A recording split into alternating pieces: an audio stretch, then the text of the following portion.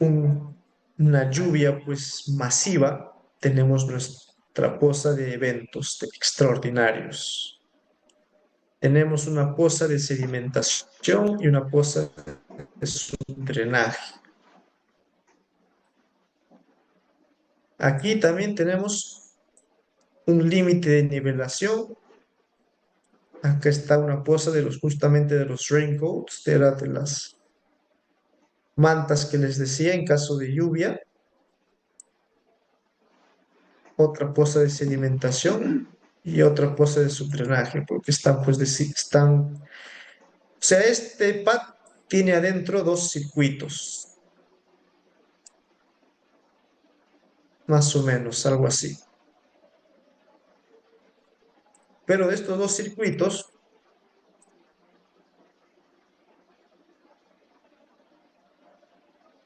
lo cual me parece extraño, porque normalmente he visto en Panamá se hizo un diseño con cinco circuitos, es decir, con cinco pozas de lixiviados, lo cual no es adecuado. Por eso se reformuló, pues, para que se pueda hacer además una o dos pozas. Entonces, esto tenía, pues, como que dos circuitos internos, que no se muestra acá el subdrenaje, pero había, pues, dos circuitos de subdrenaje que estaban aparte del circuito de captación del lixiviado, pero había dos circuitos que sí son independientes para lo que son subdrenaje. Por eso es de que vemos dos. Y era por temas pues de que habían delimitado diferentes cuencas y no había suficiente espacio pues para hacer cortes y todo. Temas de diseño civil. Bueno, el mapeo geológico geotécnico que nos muestra que tenemos pues areniscas, intrusivo, más areniscas con lutitas. Estos son nuestras famosas unidades antiguas, por cierto. Bueno,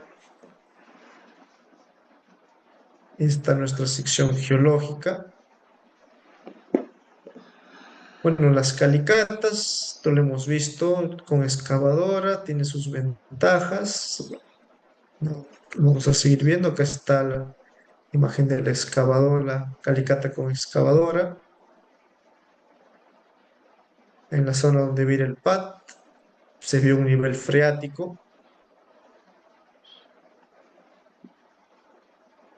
Acá lo interesante es que esta es la calicata para donde se va a cimentar el pad y esta es la calicata de la cantera de overliner. Se nota pues que acá este es un depósito aluvial, vemos cantos rodados. Entonces es una buena cantera para overliner.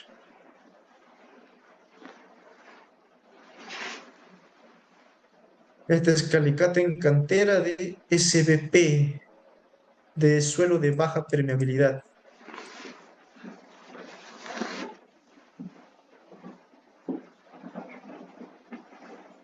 Aún no hemos entrado con fuerza al tema de los permeabilidad. Pero bueno, la idea conceptualmente es así, una geomembrana un poco más grande. Conceptualmente es así. Vamos a ver que es un poquito más complicado, pero quiero que quede la idea.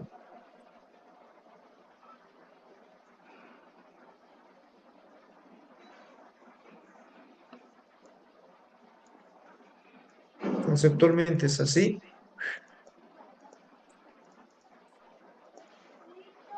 Acá es el suelo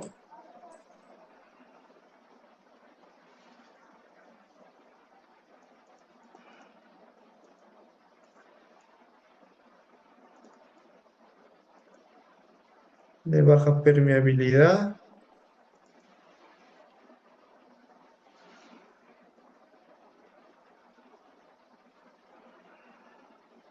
Acá arriba va un overliner para protección.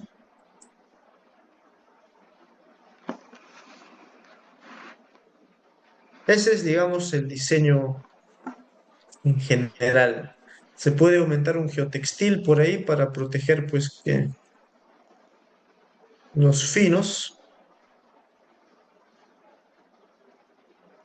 Geotextil se puede colocar, un GCL, pero básicamente este es el diseño inicial de un liner o de un sistema de revestimiento. Por eso se necesita un suelo de baja permeabilidad, que suele tener pues un 30 a 50 centímetros.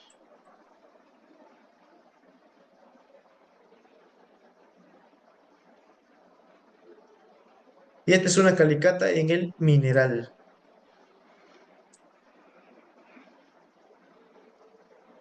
Como pueden ver, este es el mineral.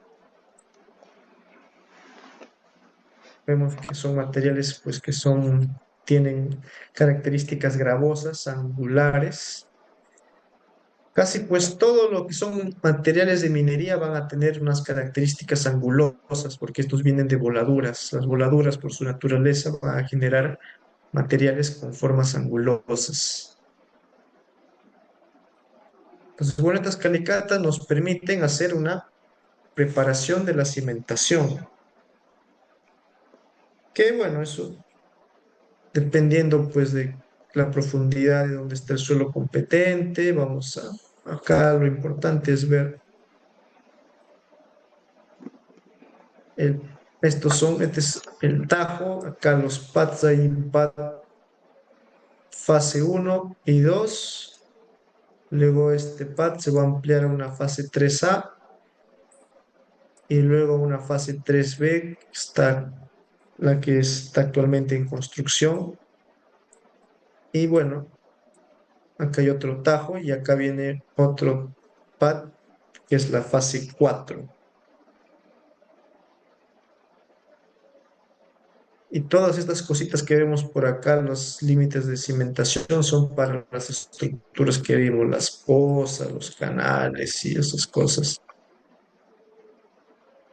Bueno, los ensayos de densidad, el cono de arena. Ahora, en el tema del mineral, el cono de arena es bien difícil que funcione ahí porque estos materiales son bastante gruesos, entonces lo mejor ahí es pues lo que vimos la clase pasada, que es reemplazo por agua, con un anillo bueno, va a depender del tamaño. Normalmente estos materiales no necesitan de tan grandes como en los desmontes que son muy grandes, entonces uno de 0,9 metros, más que suficiente. Pero una densidad de cono de arena no nos serviría de mucho,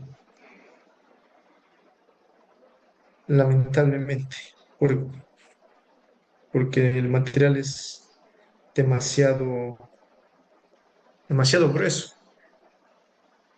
Por eso aquí vemos, ¿ves? Justo el ensayo de densidad por reemplazo con agua, el anillo ahí, para el pad de la fase A5, que se está haciendo, pues, ensayo acá atrás vemos material ya mucho más grueso, esto ya no es de mineral, esto es ya de desmonte en sí.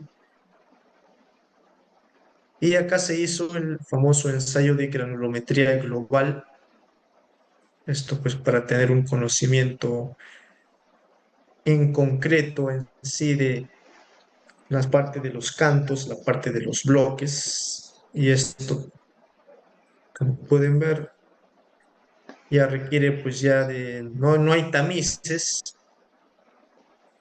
sino ya se tiene como unas mallas electrosoldadas con unas balanzas ya de mayor capacidad para ver cuál es el peso que hay. Se necesita de bastantes personas y más cantidad. Vimos la semana pasada. ¿Y por qué? Porque la idea era que este ore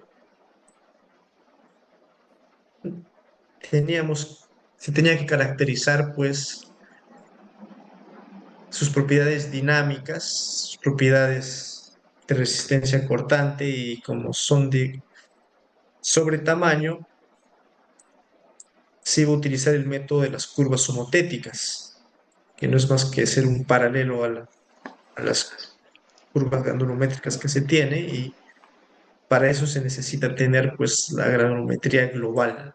Cuando hablamos de global incluye a cantos, incluye a bloques, ya no solamente a las gravas.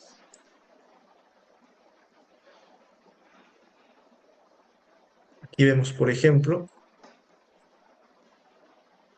en los resultados de granulometría global, con tamaños de partículas, pues ya desde la parte del contenido de finos, vemos que el contenido de finos no era muy alto,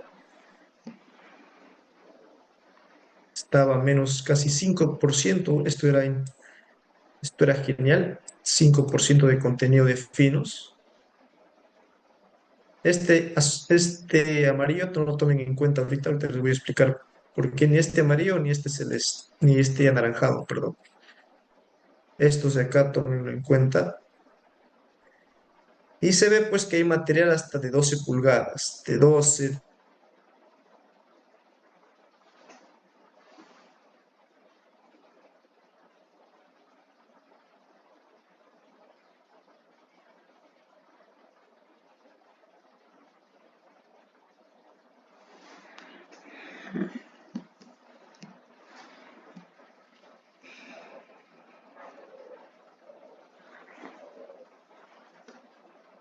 Todo, porque todo esto de acá ya es bloques, cantos y bloques, 12 pulgadas es bastante,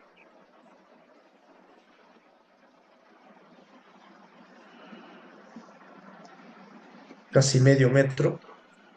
Y entonces lo que se hace pues es dos cosas. Uno, podemos hacer la granulometría truncada, que se llama,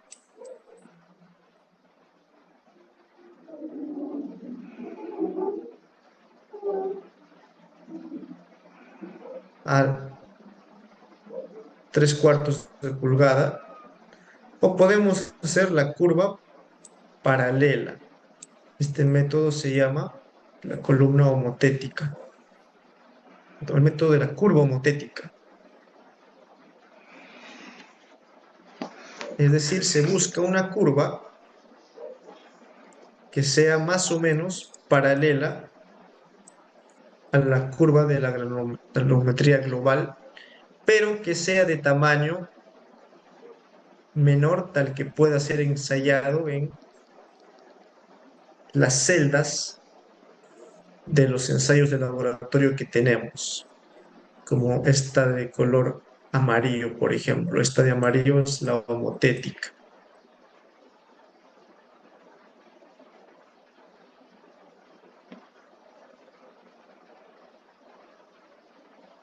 Y esta de acá es la truncada. Ambas son dos metodologías diferentes. Se ha mostrado que la homotética tiene un poquitito mejor desempeño. Y estos se usaron para ensayos, por ejemplo, en columna resonante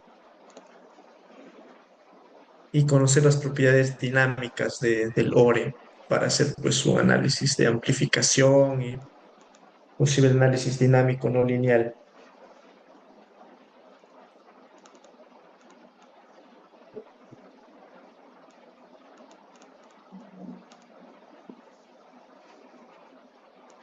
Ahora, en cuanto a ensayos, bueno, acá lo importante, como les digo, es que no sea totalmente paralela, pero que sí haya un cierto nivel pues de paralelismo en sí. Es un arte y para eso se necesita la geometría global. Y es todo un esfuerzo gigante que vale la pena porque los resultados son buenos. Hay mucha literatura que dice que este método funciona, pero también hay literatura que dice que este método no funciona. Pero todo es para triaxiales, para columna resonante. Lo que me olvidé decir es que para todo lo que son ensayos a pequeñas deformaciones, columna resonante, Bender element, No se ha comprobado si esto funciona o no, porque no tenemos una columna resonante a gran escala. Entonces, hasta que no tengamos una columna resonante a gran escala, no podemos saber si es que funciona o no las columnas homotéticas, como si en los triaxiales, que sí tenemos a gran escala y comprobamos. Hacemos un triaxial a la verdadera muestra, hacemos un triaxial a esta curva homotética y comparamos sus parámetros de resistencia, comparamos sus curvas de esfuerzo de formación y están su comportamiento esfuerzo-dilatancia, y si están por ahí, pues estamos bien. Pero no hay un columna resonante a gran escala, entonces esto, usar columnas homotéticas en columna resonante, pues podría ser conceptualmente correcto, pero no hay evidencia experimental que lo apoye. Esa es una de las desventajas. Pero es mejor que no hacer nada, pues. Cuanto a ensayos geofísicos, bueno, esto también hemos hablado, es para obtener parámetros dinámicos, como la velocidad de ondas de corte, identificar la compacidad, consistencia de suelo, niveles de agua, identificación en 2D y correlacionar con perforaciones para mayor información, interpretación del suelo para zonificación sísmica, esto es el famoso BS30. Y bueno, clasificación para voladura, ripabilidad o corte simple, esto a veces lo dejamos de lado, pero es importante saber si es que en esa zona se va a necesitar hacer voladura o con métodos mecánicos o simplemente con métodos manuales, porque eso va luego en los costos y no tenemos costos adecuados. Eso es importante también. Y es algo que muchas veces nos olvidamos cuando hacemos nuestro plan de investigación geotécnica con los ensayos geofísicos. Bueno, aquí algunas fotos de ensayos geofísicos. Los resultados, bueno, la curva de dispersión, esto es ya para los que tengan más interés. Podemos ver pues que sí se cumple, que a mayor profundidad, mayor velocidad, hasta llegamos a un suelo denso a muy denso, con velocidades de casi 800. Hasta 30 tenemos 429, con 100, por ahí 300 sería nuestra BS30, no es tan bueno que digamos. Acá hacemos pues el perfil de las ondas de corte, lo unimos con el perfil de refracción sísmica en 2 dimensiones. Refracción sísmica nos da pues estos rangos de suelo residual de 0 a 650, suelo residual denso de 650 a 1300, y para arriba y es muy denso a rocas. Si nos damos cuenta, pues hay cierto nivel de coincidencia entre el más W y la refracción sísmica. Estamos pues en suelos más o menos densos y acá entramos ya a suelos densos, podemos decir, casi roca, sin llegar a ser roca. Entonces se valida con los ensayos de refracción sísmica, solo que aquí tenemos un perfil 2D y nos dice más o menos dónde estaría nuestro posible estrato resistente. O las perforaciones, bueno, también solo para complementar, tenemos método de diamantina, el tricono, martillo, circulación reversa. Esta es una chamba bien grande cuando salen los logueos, clasificarlos con Viniarski, el Q de Barton. También se pueden hacer ensayos LPT, SPT, el CONOPEC, el peruano, el SCPTU, casos particulares. Y lo más importante, muchas veces A veces, muchas veces no. Muchas veces los perforistas se olvidan de que nosotros somos geotécnicos y que no solo estamos haciendo un agujero, nosotros estamos caracterizando un terreno. En ese sentido, es importantísimo obtener muestras de suelo. Es importantísimo hacer ensayos de campo. Ellos como que se apuran y solo quieren hacer su agujero lo más rápido posible. Y acá falta pues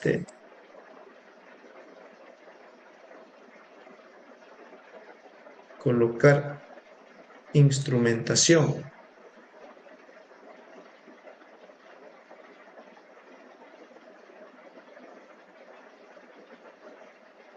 Entonces, nosotros no solamente estamos haciendo un agujero, nosotros queremos saber qué hay debajo de nuestros pies. Y para eso necesitamos obtener buenas muestras inalteradas. Necesitamos hacer ensayos adecuados. Bueno, el SPT nos puede ayudar para ver la compacidad, pero si hay, acá faltaría una veleta también, un ensayo de veleta, muestreos en Shelby, se puede usar el tubo Denison, colocar pues instrumentación, porque de esta manera recién vamos a poder después caracterizar lo que está debajo de nuestros pies para hacer nuestro adecuado sección geológica, geotécnica.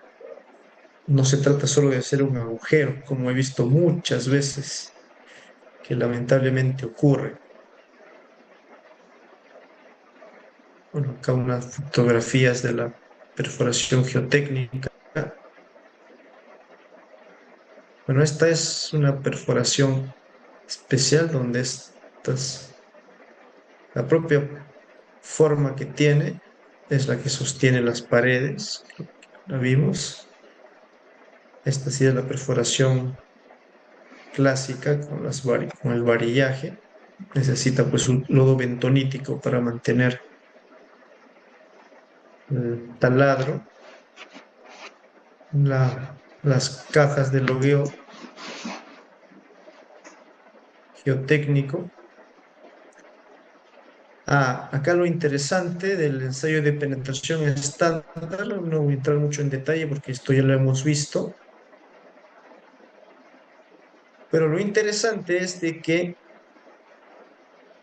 el ensayo de penetración estándar, si bien es un ensayo muy antiguo, que algunos consideran obsoleto, que ya debe ir a los museos de historia,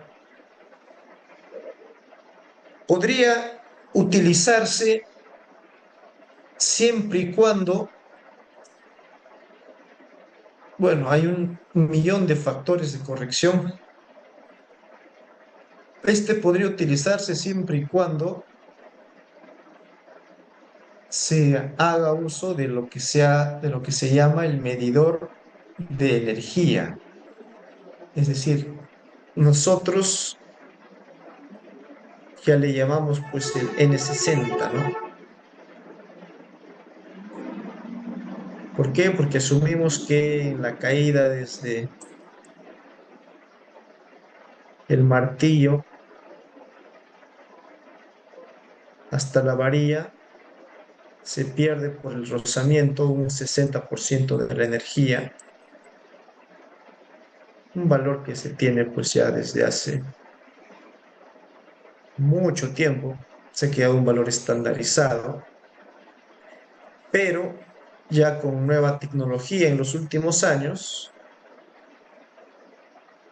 se puede colocar pues, por ejemplo, strain gauges, que son básicamente celdas de deformación.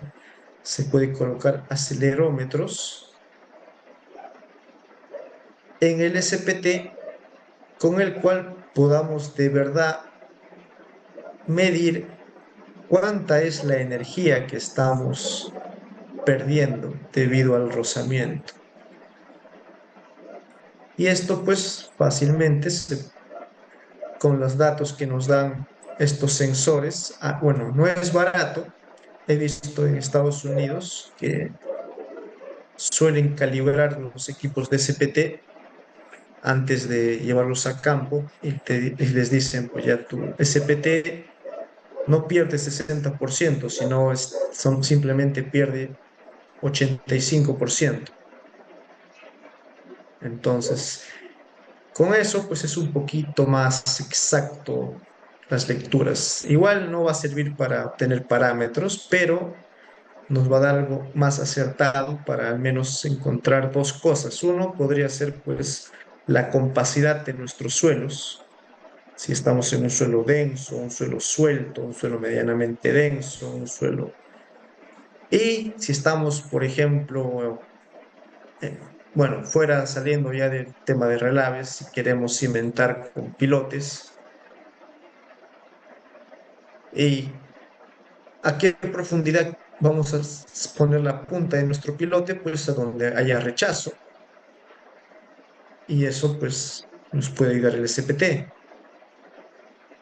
Entonces, para obtener valores confiables del N60, la energía del SPT se debe medir, y eso se hace pues con esta tecnología, que me parece que en el Perú lo tienen un par de empresas, tienen esta tecnología, que puedes medir, si tienes pues un SPT antiguo, donde esto está pues oxidado, el martillo y el varilla está oxidado, obviamente este valor va a ser bajo.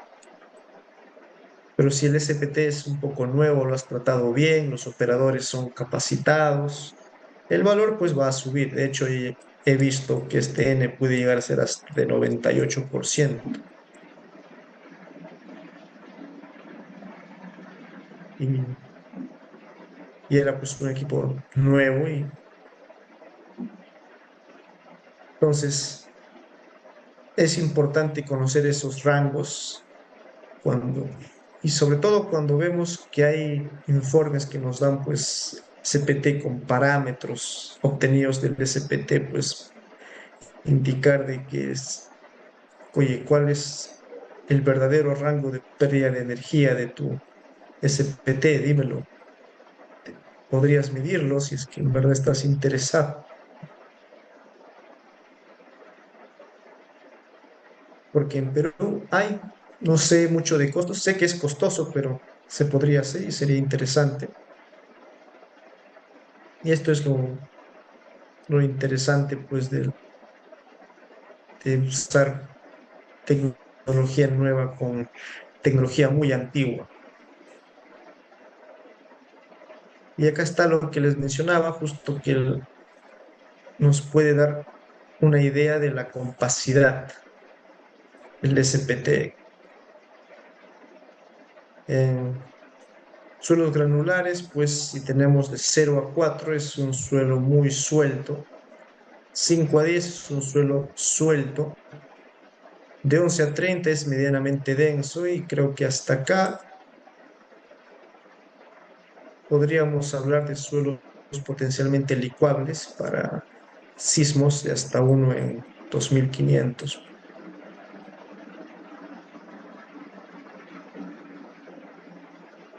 De 31 a 50 denso y de mayor a 50 denso rechazo. Casi de uno en 10.000 ya pues puede licuar todo.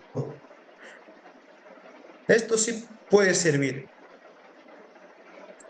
Esta data nos puede servir para saber más o menos nuestra compacidad y más o menos saber pues qué profundidad sería un suelo adecuado para cimentar y de ahí sacar muestras y al laboratorio y con más detalle determinar, como acá se ve, pues la cuchara partida, sacar muestras índice, perforar, sacar muestras, mayor cantidad de muestras en suelos finos, menor a 2 muy blando. Bueno, resistencia al corte, esto creo que tampoco es algo adecuado. Nada de parámetros, solo consistencia, solo cualitativo me refiero a lo que nos podría dar el SPT. De 2 a 4 blando, 4 a 8 firme, 8 a 15 rígido, 15 a 30 muy rígido, mayor que 30 duro. Entonces he visto, por ejemplo, la arcilla cerca de donde vivo, está pues San Francisco en California, hay lo que se llama la Baymat o el lodo de la bahía, que es una arcilla marina que más o menos tiene 40 metros de profundidad. Su número de golpes del SPT sin cambio sin nada es igual a cero. Ese es uno de los suelos más débiles que he visto en mi vida. Y bueno, podemos decir que es muy blando. Entonces ahí, por ejemplo, nos sirve. Pero de ahí para allá he visto que lo usan tal vez para licuación, por ahí podría ser, si es que no hay más información en un depósito arenoso, podría usarse pues para un análisis del potencial de licuación o de desencadenamiento de licuación con mucho cuidado. Sobre todo esas metodologías que incluyen corrección por contenido de finos, que muchas veces la gente no lo sabe utilizar. Hay que tener mucho cuidado en eso. Podría, pero yo más lo recomiendo para la compacidad y para el rechazo. Si hay rechazo, entonces ahí tenemos buena información. Y la consistencia, si es muy blando, si es un número de golpes de cero y que se extiende por 40 metros, es también buena información. Pero lo que quiero llegar es de que el SPT solo nos da información cualitativa.